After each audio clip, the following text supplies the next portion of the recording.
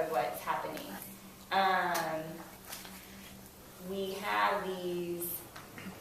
have this truth about the roles of men and women, and Scripture speaks to them really clearly, particularly as it relates to the church and the family.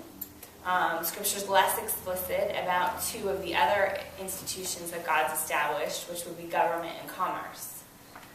We see these sort of structures throughout Scripture where there's authority and submission relationships happening.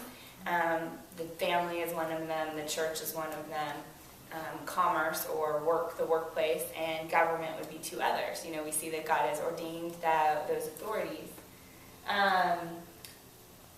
So what we have to look at then is, how did God ordain them as it relates to the family and the church, and then what are the implications falling out of that as it relates to commerce and government, because there isn't necessarily the same explicit, clear commandments against women's involvement in those areas. So how do we work that out? So I looked at, or we talked about in here, John Enzer's book, Doing Things Right in Matters of the Heart. And obviously he's writing in the context of relationships, more marital and or dating relationships. But he describes some good contrasts that sort of can help us understand what a godly view of sort of the interaction between men and women. So some of those are, he initiates and she responds. He leads, she guides. He protects, she receives protection. He loves by sacrificing, she loves by submitting. He is the primary provider, she is the primary nurturer. He indicates more than just those, but I think those are some of the ones that actually have implications that can play out in the workplace a little bit. So these distinctions have impact the way that we live things out. So jumping forward a little bit here, the question that we're really therefore asking then is, God designed manhood and womanhood for the purpose of displaying His glory in the world. So how is it that I need to live out these qualities in the workplace in order to display His glory? It's not just displayed through marriage or motherhood that He displays the character of biblical womanhood. So if God's glory is displayed in that in general, how do I carry it out in the workplace? So we look at this kind of aspect of responding, and we remind ourselves that we need to, as women, leave room in the workplace for men to lead. That doesn't mean that women can't also demonstrate leadership in the workplace, but it means that we do it in a way that is respectful and respectful of and responsive to the leadership of men in the workplace as well. And we allow them to do that in a way that then we can also respond and help guide. And we'll kind of go over these generally, and then we'll get into some more specifics. With this idea of guidance, Mary Cassian's book, Girls Gone Wise in a World Gone Wild, she describes some of these contrasts between the wise girl and the foolish girl. And she talks about the wise girl is one who's inclined to follow, while the foolish or wild girl is inclined to dominate. And I think that there's a key distinction there, because leadership is different than dominance.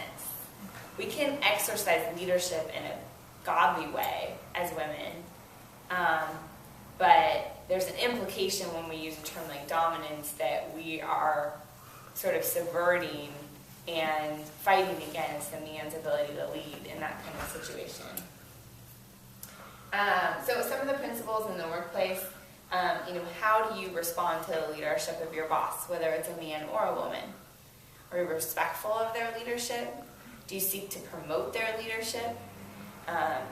When you do have suggestions or changes, or you think that something is maybe not being handled in the best way, how do you approach that? Do you publicly ridicule your boss? Do you embarrass him or her? Or do you go to them in an appropriate context, perhaps more privately, and say, I've noticed this particular area, and I think I could have some suggestions that I could make that might make it a little bit more efficient? Or, how do you approach that? And again, it doesn't mean that we shouldn't make suggestions. It doesn't mean that we can't have contributions or even help lead, but it does have to do with the disposition with which we approach that. Now, this is similarly true if the woman is in leadership and might be in the workplace in a leadership position over men to some degree. Then there is a sense in which leadership must be exercised, but how does that happen? Is it done in a manipulative way, or is it done in a kind way that's like trying to encourage and build up the people that are under you, whether they're men or women? And you see that a lot in the workplace, just like in terms of supervisors. We've all probably experienced, hopefully good supervisors, but also some bad supervisors or managers. And you, as women in particular, as women who are seeking to glorify God, we want to learn from those experiences and look for ways that we manage people that tries to and endeavors to bring the best out of them and help them grow, rather than just tearing people down or discouraging them. And this is particularly true if a woman is in a leadership position in the workplace over men. I think it's particularly important. Receiving protection is a unique idea as well. We don't think about that in the workplace very often. And sometimes, of course, in the workplace, unfortunately, the people that you are working with and for maybe are the ones that you need to have protection from. And we'll talk about that in a minute. But this is sort of where we can try to recapture some of what used to be sort of a part of our culture. I referenced this in the book, but Wendy Shallett wrote a book called A Return to Modesty. And she's not a believer, to my knowledge. But so it's not necessarily, this isn't necessarily from a biblical perspective, it's a little bit more from a cultural perspective. But essentially she talks about how we used to live in a culture that that men understood that they needed to honor women and respect them. And there were all kinds of sort of cultural expectations that led towards that. Simple things like boys being taught from a very young age that they should open doors and carry packages and help you with your coat, and walk when they walked. It used to be very common that men knew that if they were walking down the street with a woman, that they should walk on the side of the street to protect her. Should cars but even back as far as to old days of horses and carriages where streets were a lot dirtier, and it was even just sort of protection from the things that could fly out of the street or whatever. And so there was a sense in which, because of that, boys grew up understanding that their role, their job, was to help and protect the women around them. So she makes the argument that therefore what's happened as feminists chipped away at that and said, well, we're equal, we don't need this protection business, you're throwing that on me, I don't need that. That then it created this culture in which men don't really know how they're supposed to respond to women. And so instead of protecting them, it becomes this leap where when you're just sort of all peers, then it opens the door to more of even the physical assault that can occur in our world. And it, because there's no, it's a much farther leap. If you think that your job is to protect somebody, it's a much further leap to go to the total reverse and to attack them, is basically her point. And I think it's important that we don't carry that argument too far. From a biblical perspective, we understand that there is sin in the heart of men and women, and that is really the ultimate cause of those types of behaviors that we would, pretty much everyone would universally decry as not being appropriate.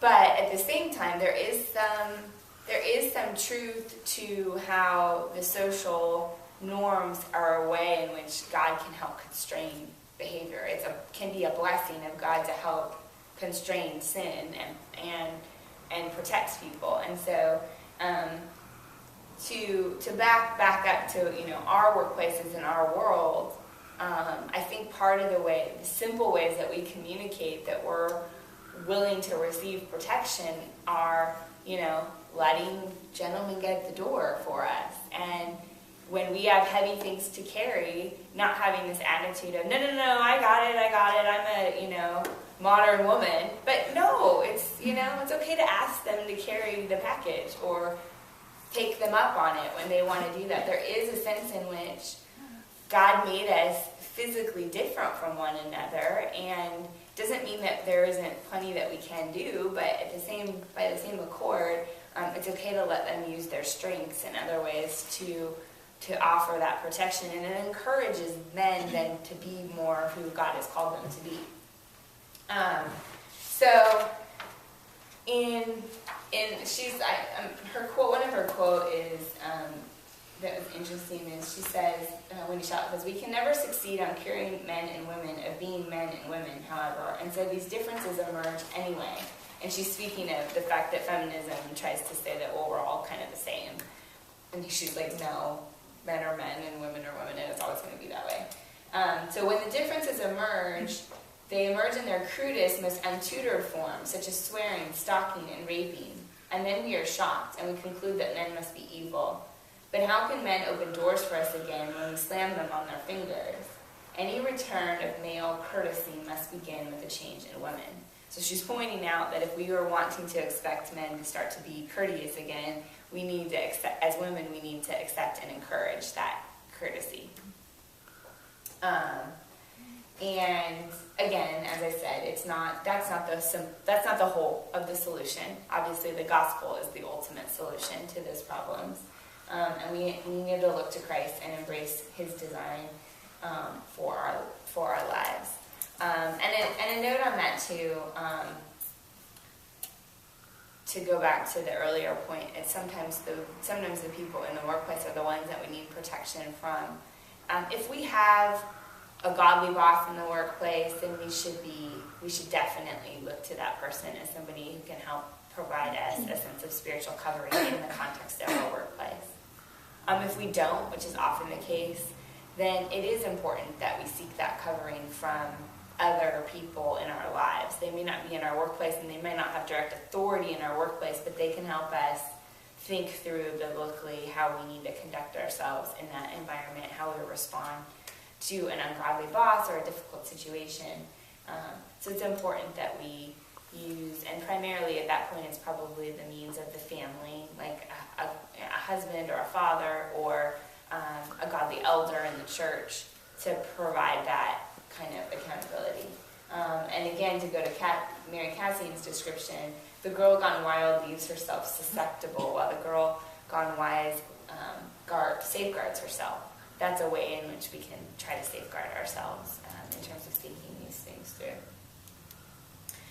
Submission in the workplace is another way in which we can mirror biblical principles. Besides the application of that in marriage relationships and in employer-employee relationships, that is a clear command in Scripture anyways. Whether or not the boss is a man or a woman is really irrelevant.